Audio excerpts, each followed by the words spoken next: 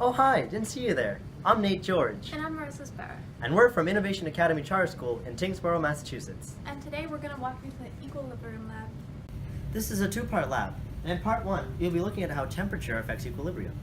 To start off, we'll use spray starch and spray into a beaker, add some water, and that'll create our starch solution. Using 20 milliliters of that solution in each test tube, we will add 1 drop of tincture of iodine.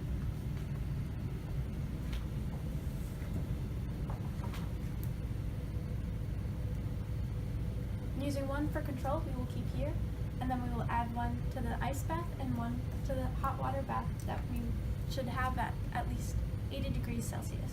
Make sure to stir your solutions thoroughly.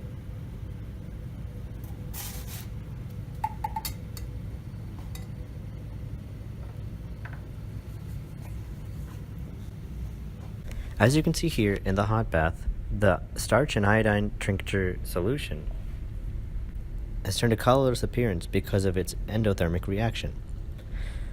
And over here, in the ice bath, the mixture has turned a darker color because of its exothermic reaction, and the control has stayed the same.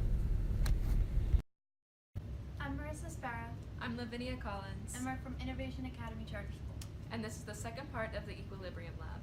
In this lab, we will be investigating the chemical shift of equilibrium using black tea in vinegar and ammonia. So first, you want to steep some black tea and pour 75 milliliters of it into a graduated cylinder. Using that graduated cylinder, you will pour 25 milliliters into each test tube.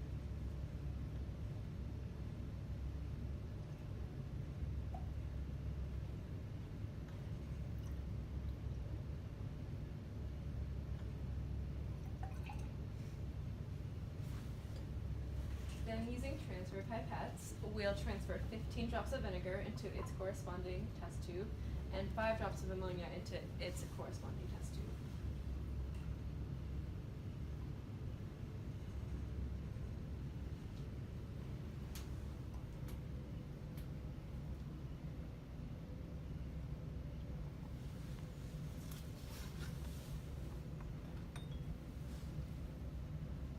So we can watch the color change. And as you can see, the vinegar is already lightened compared to the control, and the ammonia has darkened the tea.